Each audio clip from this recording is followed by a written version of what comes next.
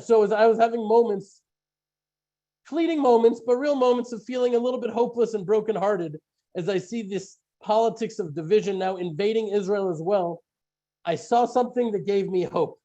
And I'm so excited to share it with you. I've been looking forward to this since the fellowship started.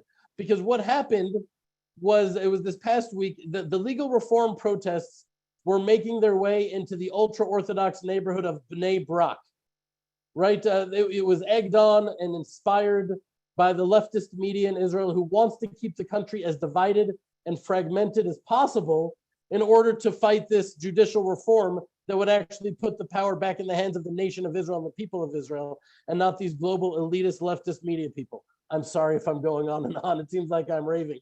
But anyways, the idea was that the secular protesters would essentially take the fight to them, directly to the religious sector that by and large supports this legislation. It was like, you're religious, you want to steal our country?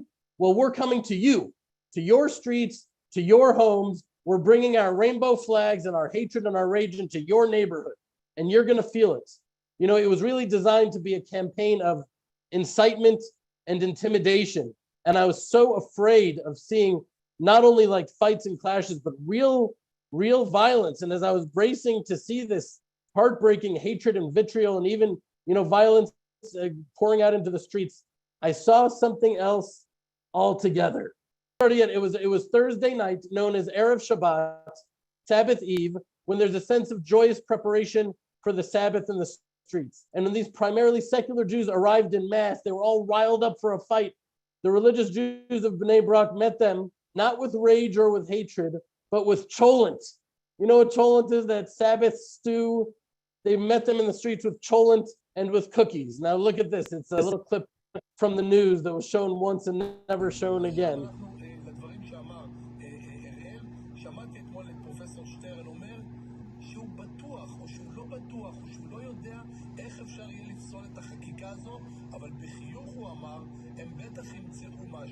אני מאמין שהם לא יוכלו לפסול את החוק הזה, בוודאי לא במלא, הם ינסו לפסול סעיפים קטנים ממנו, ולכן זה ייתן גם איתות. But what you saw there, they were handing out cholent and drinks and cookies, and it was just beautiful to see. It actually reminded me of a scene in a movie I used to love called Braveheart. Who here has seen Braveheart? It's okay. We can confess. Regardless of what you may think about Mel Gibson, it's a good movie. It's a good movie. It was a movie about this, the evil King Longshanks of England that was, occupying and oppressing the people of Scotland who were fighting for their independence. And, they were led by this brave Scotsman named William Wallace. Anyways, there was one scene where this evil colonialist, imperialist, evil King of England conscripted other Scottish soldiers to fight against their Scottish rebel compatriots. And they were promised this, that, and the other thing. Anyways, in this scene you're about to see, Longshanks, the king, is sitting on his horseback at a distance, eagerly waiting to see the Scottish kill each other, turning the battlefield red. Right now, here is the scene.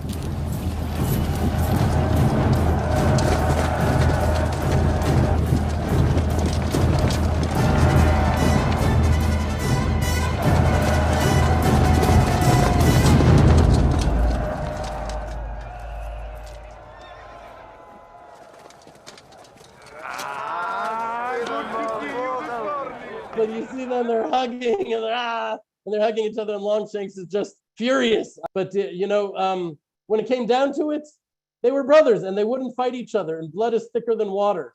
And now picture evil King Longshanks being the leftist Israeli media who's been throwing kerosene on the fire, being maybe Longshanks was the Biden administration and the EU and the UN who openly support and most likely finance these leftist globalist protesters that are strangely and shockingly well organized. And they're sitting there on that horse and they're just, waiting, eagerly waiting to see the blood flow as the Jews kill each other in the streets of Bnei Brak. And as the furious protesters come in, here's what ended up happening in most places. It was like the Jewish version of the Scots embracing each other, but the Jews are just standing and schmoozing and most likely debating. Is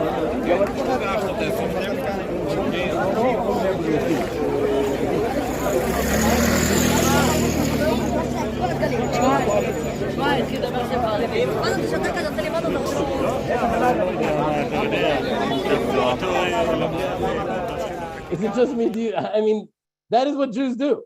That is one of the greatest Jewish love languages, is debating with each other, is arguing with each other.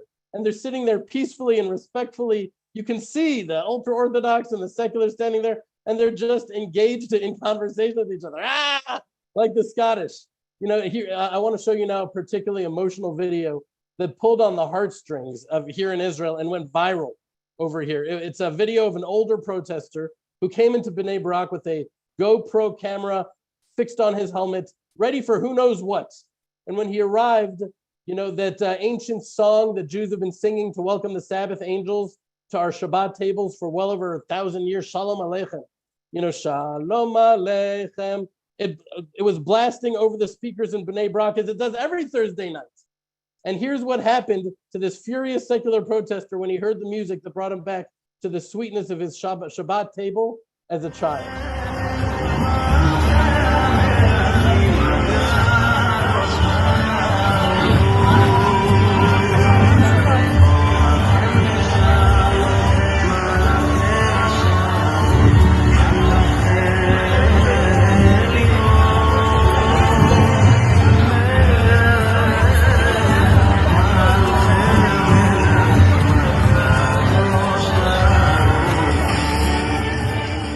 Okay, the video is like 4 times longer. I could watch the whole video again and again in a loop. But, you know, it's just so beautiful seeing him touched and transformed. You know, what was meant for darkness and evil ended up bringing so much beauty and light. You know, the residents of Bnei Brak didn't bring out weapons. They brought out Torah scrolls, and they handed them to the protesters who were dancing with them in the streets. Look at this.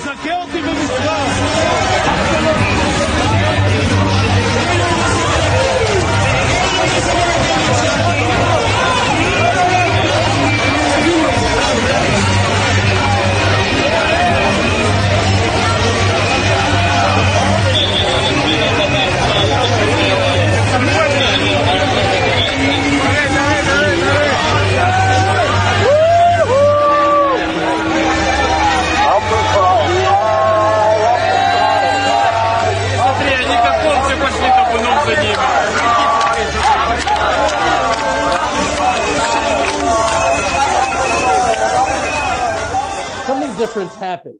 You know, something beautiful happened. I think there is a miscalculation where the leftist global elites perhaps miscalculated by a few thousand years of history that binds us together.